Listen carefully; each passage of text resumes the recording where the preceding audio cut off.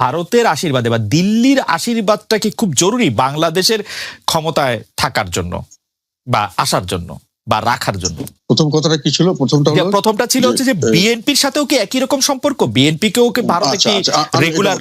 এটা জি না, এটা আমি বলছি বিএনপির সঙ্গে আমি তো 96 থেকে একেবারে সরাসরি পার্লামেন্ট মেম্বার হিসেবে সকলকেই দেখেছি।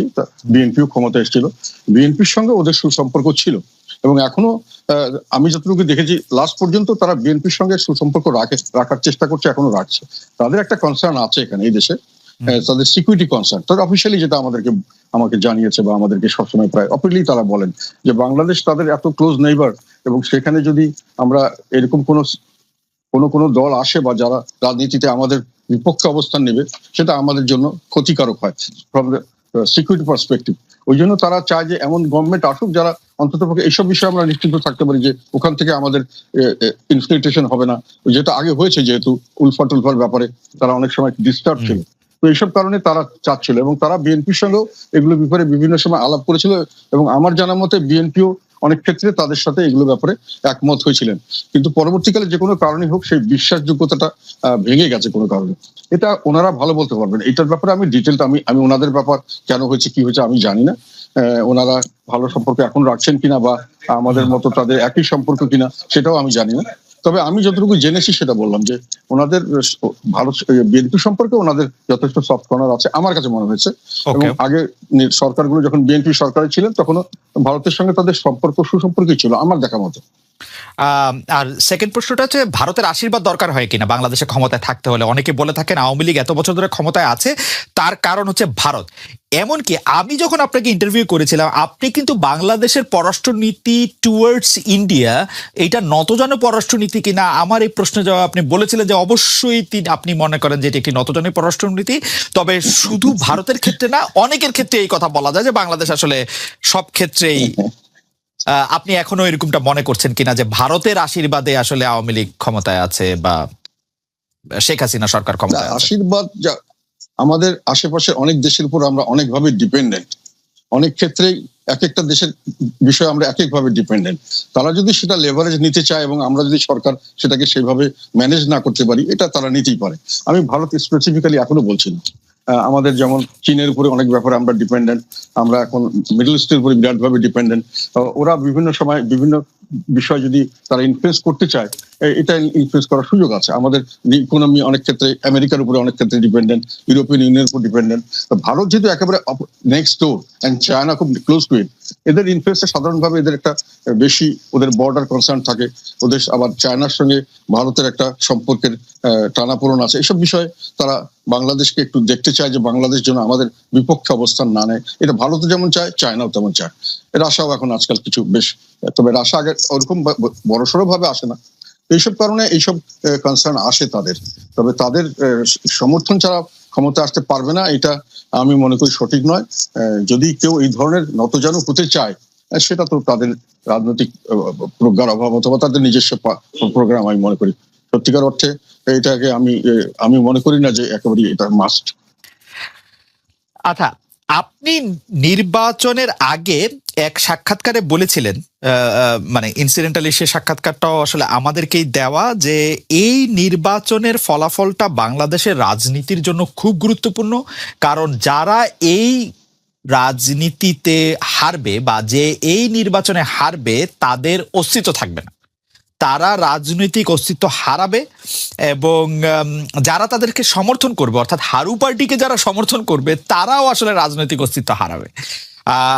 আমাদের প্রশ্নটা একটু বড়, আমি বলতে চাই যে এই নির্বাচনে আসলে কে জিতলো কে হারলো এবং এটা যদি আপনি আমাদেরকে একটু বলেন, এবং রাজনৈতিক অস্তিত্বের প্রসঙ্গে আপনি 25শে মার্চ 2024 সালে কি বলছেন সেটার দিকে আমি একটু নজর করছি। কারণ আপনি বলছেন, আমি আপনাকে কোট করছি, বর্তমানে আওয়ামী লীগ রাজনৈতিক দল হিসেবে অস্তিত্ব হারিয়ে ফেলেছে বলে আপনি মন্তব্য করেছেন। আপনি বলেছেন শুধু সরকার হিসাবে আওয়ামী লীগ ঠিক আছে, রাজনৈতিক দল হিসাবে আওয়ামী লীগের যে চরিত্র হওয়ার কথা তা থেকে তারা দূরে সরে গেছে, সামনের দিকে পাপেট অর্থাৎ পুতুল ছাড়া রাজনৈতিক দল থাকবে কিনা তা নিয়ে সন্দেহ সৃষ্টি হয়েছে। আপনি আগে বলেছিলেন যে যারা হারবে তাদের রাজনৈতিক অস্তিত্ব থাকবে কিনা সেটি নিয়ে সন্দেহ আছে। আপনি এখন বলছেন যে আওয়ামী লীগ তার রাজনৈতিক দলের অস্তিত্ব অর্থাৎ পলিটিক্যাল অস্তিত্ব হারিয়ে ফেলেছে এবং ভবিষ্যতে পুতুল ছাড়া রাজনৈতিক দল থাকবে কিনা সেটি নিয়ে আপনার সন্দেহ আছে। আপনি যদি একটু ব্যাখ্যা করেন। আমি এখনো একই কথা বলছি, আমি পার্লামেন্টে এই কথাটা বলেছি। আমি পার্লামেন্টে বলেছি যে এই নির্বাচনের পরে জিতেছে হলো সরকার বলা যায়, বা কিছুটা হলো দলীয়ভাবে আওয়ামী লীগ, কিন্তু রাজনীতিক ক্ষতিগ্রস্ত, মানে রাজনীতির ভবিষ্যৎ যেটা আমি বলতে চাইছি, এখনো এটা বলছি, আমি স্ট্রংলি বলছি যে রাজনীতি বলতে যেটা আমরা বুঝি, রাজনৈতিক দল এবং তাদের একটা গণমুখী কিছু কর্মসূচি এবং কিছু আদর্শ থাকবে, সেই ধরনের রাজনৈতিক দল যাদের জনসমর্থন থাকবে, তারা সামনের দিকে যে প্রক্রিয়া এখন আমরা চলে গেছি নির্বাচনের পরে, এবং এটা যদি চলতে থাকে তাহলে এইগুলো রাজনৈতিক দল বিলীন হওয়ার সম্ভাবনা আছে। এবং এবং শুধু সেটা নয়, আমি এখন আবার বলছি, আমি মনে করি যে আওয়ামী লীগ তার রাজনৈতিক চরিত্র হারিয়েছে, কারণ তাদের সত্যিকার অর্থে এখন আমার নিজের ধারণা মতে, এটা হচ্ছে আমার ধারণা, এটা আমার নিজস্ব স্টাডি থেকে আমি বলছি, সেটা আওয়ামী লীগ এখন নিজস্ব রাজনৈতিক অস্তিত্ব বলতে আমি মনে করি রাজনৈতিক একটা চরিত্র তাদের থাকার কথা।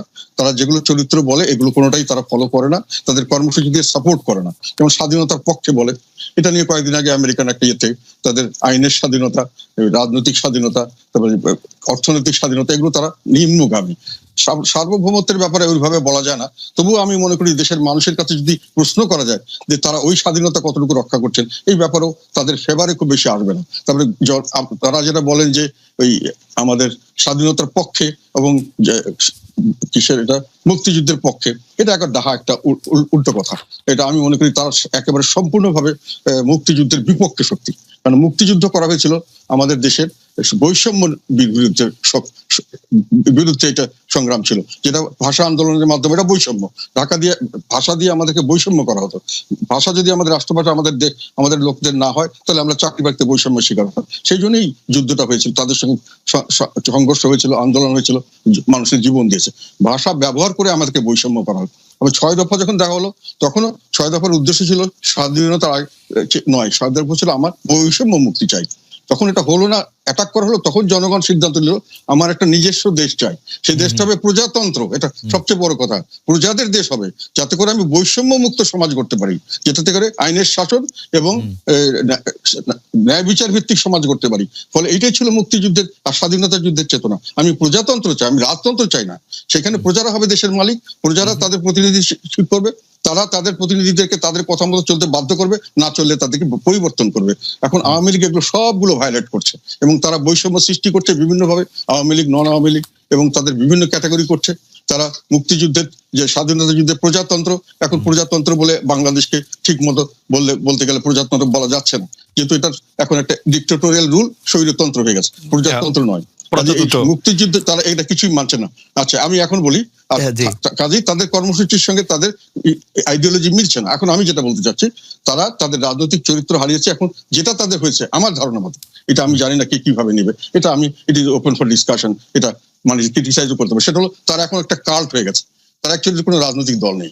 কাল্ট মানে একটা নেতা ভিত্তিক এবং কিছু রিচুয়ালস ভিত্তিক একটা সংগঠন, এবং তাদের খুব স্ট্রিক্ট, কাল্টদের খুব স্ট্রিক্ট দিয়ে থাকতে হয়, যারা নেতার প্রতি আনুগত্য থাকতে হয়, রুলস এন্ড রেগুলেশন খুব স্ট্রিক্ট হয়, এক্সট্রিমিজম হয়, এবং সেটা ওদের মধ্যে দেখা যাচ্ছে।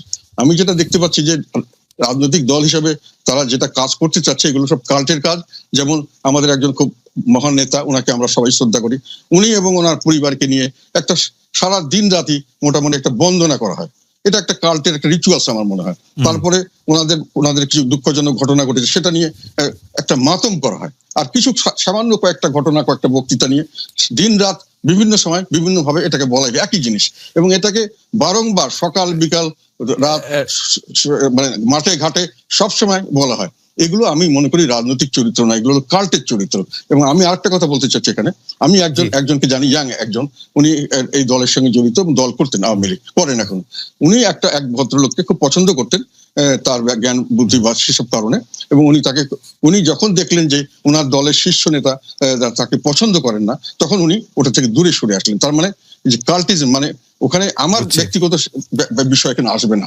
তো ফলে এখন যেটা আমি বলতে চাচ্ছি যে রাজনৈতিক বৈশিষ্ট্য থাকছে না, এটা একটা মেশিন হয়ে যাচ্ছে, একটা শাসন যন্ত্র, এবং সেখানে সমস্ত প্রশাসন, সমস্ত বাহিনী নিয়ে একটা শাসন কার্য চলবে, ওই রাজনীতি চলছে। আর একটা কথা বলি, যেখানে রাজনীতি বলতে বোঝা যাচ্ছে প্রজাতন্ত্রের রাজনীতি, সেখানে জনগণের পার্টিসিপেশন ছাড়া সরকারি রাজনীতি মানে যেখানে সরকারি কাজকর্ম বা সরকার পরিচালনা, রাজা কাজ করা, সেটা প্রজারা করবে। সেটা যখন প্রজারা সেখানে থেকে দূরে সরে যায়, রাজনীতিকরণ হয়, যেটা আওয়ামী লীগ করছে। ভোটের সময় তাদেরকে আসতে দিচ্ছে না, তাদের কোনোখানে জনগণের কথা শোনা হচ্ছে না, তাদেরকে কথা বলতে দেওয়া হচ্ছে না। এটা তাদের বিরাজনীতিকরণটা, এটি হলো আমি মনে করি স্বাধীনতার চেতনার সবচেয়ে বড় বিরুদ্ধে সবচেয়ে বড় অবস্থা। স্বাধীনতা ছিল সেটা আপনি খুবই প্রাঞ্জল ভাষায় আমি একটা প্রশ্ন করতে চাই যে ভারত যে আওয়ামী লীগের সাথে কথা বলে বা জাতীয় পার্টির সাথে সুসম্পর্ক রাখতে চায়, আওয়ামী লীগের সাথে সম্পর্ক রাখতে চায়, ভারত এইখানে pick and choose Awami League এবং জাতীয় পার্টিকেই কেন করে? মানে বিএনপির সাথেও কি এরকম তারা সুসম্পর্ক রাখতে চায় বা তারা এরকম করে পরামর্শ উপদেশ দেয়? মানে আপনার কি মনে হয় যে ভারতের আওয়ামী লীগ এবং জাতীয় পার্টির সাথে বেশি ভালো সম্পর্কের ইয়েটা কি? বিএনপির রাজনীতিটা, আপনি যে বিষয়টা নিয়ে আসছেন, বিএনপির রাজনীতির কাছে এটা খুব গুরুত্বপূর্ণ বিষয় নয়। আমরা সবসময় যে কথাটা বলে এসেছি, এই মুহূর্তে আমাদের কাছে সবচেয়ে বড় যে ক্রাইসিস, সংকট হচ্ছে বাংলাদেশে গণতন্ত্র নেই, বাংলাদেশের ভোটাধিকার কেড়ে নেওয়া হয়েছে, বাংলাদেশের মানুষের যে কথা বলার স্বাধীনতা তা কেড়ে নেওয়া হয়েছে, বাংলাদেশের সংবাদপত্রের স্বাধীনতাকে কেড়ে নেওয়া হচ্ছে, বাংলাদেশে যে মৌলিক যে অধিকারগুলো, সেই অধিকারগুলো থেকে মানুষ বঞ্চিত হচ্ছে, মানবাধিকার লঙ্ঘন হচ্ছে চরম ভাবে, এবং মানুষ ভোটের অধিকার সম্পূর্ণভাবে হারিয়ে ফেলেছে। সেই ক্ষেত্রে আমরা যদি আপনার ওই পুরনো বিষয়গুলো নিয়ে আলোচনা শুরু করি, তাহলে একটা শঙ্কা থেকে যায় যে মূল জায়গাটা থেকে আমরা দূরে সরে যাব, ডাইভার্সন হয়ে যাবে। সেই বিষয়গুলো নিয়ে আমি আজকে আপনার সঙ্গে কথা বলতে চাই না। আপনি যদি কন্টেম্পোরারি সমস্যাগুলো নিয়ে কথা বলেন, তাহলে আমি অত্যন্ত খুশি হব আপনার সঙ্গে কথা বলতে। ওকে, আচ্ছা ঠিক আছে। আমরা আসলে বিএনপি এবং আপনার রাজনীতি নিয়ে কথা বলতে গেলে প্রথমে যে বিষয়টি আমাদের ধারাবাহিকভাবে আমাদের মাথায় আসে সেটি হচ্ছে 2018 সালের নির্বাচনে ডক্টর কামাল হোসেন, আসম আব্দুর রব, মাহমুদুর রহমান মান্নার সঙ্গে জোট করেছিল বিএনপি। বলা হচ্ছে যে অবহেলা করা হয়েছিল 20 দলকে। রাজনৈতিক সিদ্ধান্ত হিসেবে আপনি এটিকে ভুল মনে করেন কিনা? যদি ভুল হয় তাহলে এর দায়িত্ব আসলে কার? এই বিষয়টা এখন অনেক পুরনো বিষয়, এই আলোচনার মধ্যে আসাটাকে আমি খুব আপনার সমীচীন মনে করি না। কারণ এখন অনেক চড়াই উতরাই পার হয়েছে, অনেক ঢেউ পার হয়েছে, অনেক পানি গড়িয়েছে। এখন রাজনীতি সম্পূর্ণ নতুন প্রেক্ষাপট। এই নতুন প্রেক্ষাপটে আপনি নিশ্চয়ই লক্ষ্য করেছেন যে আমরা যে ডাকটা দিয়েছি, সেই ডাকটা হচ্ছে আমরা এই কর্তৃত্ববাদী ফ্যাসিবাদী সরকারের বিরুদ্ধে একটা জাতীয় ঐক্যের কথা বলেছি, এবং সেটা আমরা যুগপৎ আন্দোলনের মাধ্যমে সেই আন্দোলন শুরু করার কথা বলেছি। ইতিমধ্যে আপনি নিশ্চয়ই বাংলাদেশের রাজনীতি যদি লক্ষ্য করে থাকেন, তাহলে দেখবেন যে আমরা ইতিমধ্যেই প্রায় 25টা দলের সঙ্গে কথা বলেছি। তার মধ্যে বাম আছে, ডান আছে, 20 দল ছিল, তারাও ছিলেন, সবাই ছিলেন। এবং তাদের সঙ্গে আমাদের যে আলোচনাটা প্রাথমিক পর্যায়ে শেষ হয়ে গেছে, সেটা হচ্ছে যে আমরা সবাই একমত হয়েছি যে আমরা যুগপৎ আন্দোলন করব। তো সেই ক্ষেত্রে এই বিষয়টা এখন একটা অতীত চারিতা হয়ে যাবে। আমি মনে করি বর্তমান রাজনৈতিক প্রেক্ষিতে এটা খুব বেশি গুরুত্বপূর্ণ নয়। আচ্ছা ঠিক আছে, তাহলে আমরা একটু বর্তমানে ফিরে আসি। আমরা কি একটু আপনার কাছে জানতে চাইতে পারি যে জামায়াতে ইসলামীর সঙ্গে বিএনপির বর্তমান সম্পর্ক কি? আপনার নিশ্চয়ই মনে আছে যে দৈনিক মানবজমিন পত্রিকায় বলা হয়েছিল যে জামায়াত বিএনপির সাথে সম্পর্ক ছিন্ন করেছে। পরে আবার তারা বলেছে যে না, এরকম কোনো সিদ্ধান্ত নেওয়া হয় নাই। বিএনপির কি এই ব্যাপারে কোনো সিদ্ধান্ত আছে জামায়াতে ইসলামী সম্পর্কে একসাথে চলা না চলা? আপনারা গত 4 বছর ধরে নিশ্চয়ই লক্ষ্য করেছেন যে আমরা গত 4 বছর শুধু নয়, তারও আগে থেকে, ইনফ্যাক্ট আপনার 2015 সাল থেকেই আমরা কিন্তু আপনার আমাদের যে 20 দলীয় জোটের যে অ্যাক্টিভিটিস, সেটা প্রায় বন্ধই ছিল আর কি। আমরা আপনার নিজেরাই গত 4 বছর ধরে বিএনপির আমাদের তরফ থেকেই, দলের পক্ষ থেকেই আমরা আমাদের নিজেদের কর্মসূচি পালন করছি, এবং সেই বিষয়গুলো নিয়ে আমরা কাজ করছি। আপনারা নিশ্চয়ই লক্ষ্য করেছেন যে এখন যেটা আমরা করছি, এই কাটার মধ্যে আমরা যে সমস্ত দলগুলোর সাথে কথা বলেছি, সেই সবগুলোর কথা আপনারা সবাই জানেন, আমরা সেভাবে কাজ করছি। আমাদের তো এখন আমরা জোটের কথাটা আমরা এখন বলছি না, এবং জোটের কথা সামনে আসছেও না। আমরা বিএনপি এই আন্দোলন করছি, তার সঙ্গে আমরা আহ্বান জানিয়েছি জাতীয় ঐক্যের। প্রত্যেকটি দল তাদের নিজের নিজের অবস্থান থেকে তাদের আপনার যে আমাদের যে বক্তব্য, আমরা যদি একমত হই, তাহলে সেই বক্তব্যগুলোর সামনে নিয়ে আন্দোলনে যাবেন, এবং রাজপথেই আন্দোলনের ধারার মধ্য দিয়েই আপনার এই সিদ্ধান্তটা হবে যে আমরা ভবিষ্যতে জোট করব কি করব না, বা আমরা একসাথে যাব কি যাব না। সুতরাং এখন ওই জামাত প্রসঙ্গটা একদম একেবারে অপ্রাসঙ্গিক এখন এই মুহূর্তে। জি, জনাব মির্জা ফখরুল ইসলামকে আমরা যে আপনি যে 25টি রাজনৈতিক দলের সঙ্গে কথা বলেছেন তার মধ্যে কি জামায়াতে ইসলামীর সঙ্গে তার আপনি আলাদা করে কথা বলেন নাই, সেটা কি এই কারণে যে এটি এখন প্রাসঙ্গিক না, নাকি এটি কোনো বার্তা আসলে দিচ্ছে যে আপনারা? না, আমরা আপনার যে সমস্ত দলগুলোর সঙ্গে প্রকাশ্যে কথা বলেছি সেই দলগুলোর খবর আপনারা সবাই জানেন, রাইট। এবং সেই দলগুলোর সঙ্গে আমরা কথা বলেছি। আমরা জামাতের সঙ্গে প্রকাশ্যে কোনো রাজনৈতিক কোনো আলোচনা করি, কোনো সংলাপ করি।